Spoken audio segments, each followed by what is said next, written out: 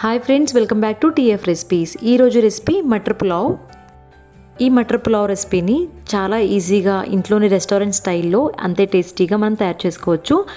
Just అందరం చేసుకునేదే, కాకపోతే కొన్ని ఇంగ్రీడియంట్స్ యాడ్ చేయడం వల్ల ఇంకా ఎక్స్ట్రా ఫ్లేవర్స్ యాడ్ అవుతాయి. అలాగే ఈ రెసిపీలో కూడా కొన్ని ఇంగ్రీడియంట్స్ యాడ్ చేయడం వల్ల మరింత టేస్ట్ ఎలా వస్తుందో చూపిస్తాను. ప్రాసెస్లోకి వెళ్ళిపోదాం. ముందుగా బాస్మతి రైస్ని నానబెట్టుకోవాలి.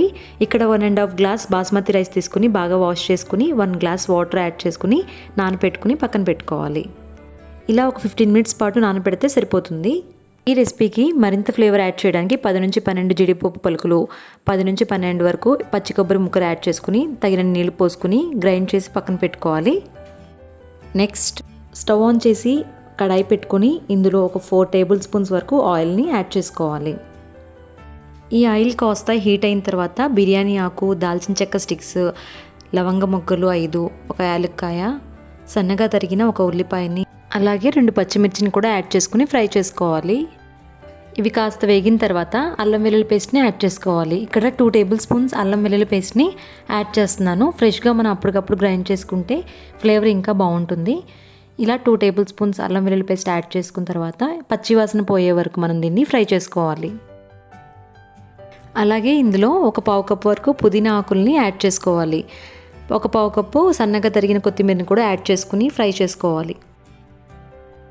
ఒక 2 నిమిషాల పాటు ఇలా ఫ్రై చేసుకున్న తర్వాత ముందుగా గ్రైండ్ చేసి పెట్టుకున్న జీడిపప్పు కొబ్బరి పేస్ట్ ఉంది కదా, దాన్ని కూడా యాడ్ చేసుకుని ఇంకో 2 నిమిషాలు ఫ్రై చేసుకోవాలి. ఆ తర్వాత ఇందులో ఒక 1/2 కప్పు క్యారెట్ని ఇలా చాప్ చేసుకుని చూపిస్తున్న విధంగా యాడ్ చేసుకుని ఫ్రై చేసుకోవాలి 1 నిమిషం పాటు.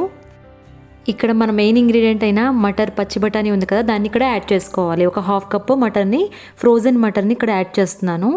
ఇక్కడ ఫ్రోజన్ మటర్ కాబట్టి మనం ఎక్కువ కుక్ చేయక్కర్లేదు. ఒకవేళ పచ్చి బఠానీ అయితే కుక్కర్లో ఉడకపెట్టుకుని ఇక్కడ యాడ్ చేసుకోవాలి.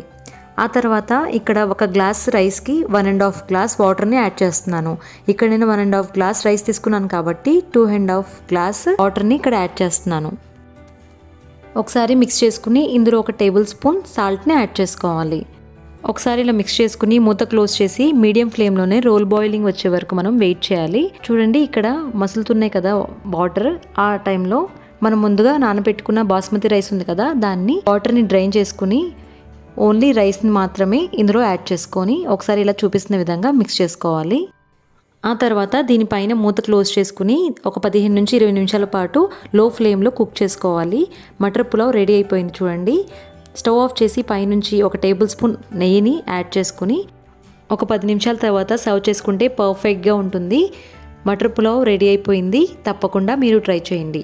వెజిటేబుల్స్ కర్రీతో కానీ, నాన్ వెజిటేరియన్ కర్రీతో కానీ పర్ఫెక్ట్గా మ్యాచ్ అవుతుంది. లేదా ఇలాగ సింపుల్గా రైతాతో కూడా దీన్ని ట్రై చేయొచ్చు. తప్పకుండా మీరు ట్రై చేయండి. ఈ రెసిపీ కనుక నచ్చినట్లయితే లైక్ చేయండి, షేర్ చేయండి, కమెంట్ చేయండి. మీ వాల్యుబుల్ ఫీడ్బ్యాక్ని తప్పకుండా తెలియపరచండి. ఫస్ట్ టైం ఈ ఛానల్ని వాచ్ చేస్తుంటే తప్పకుండా సబ్స్క్రైబ్ చేసుకోండి. Thank you for watching my videos.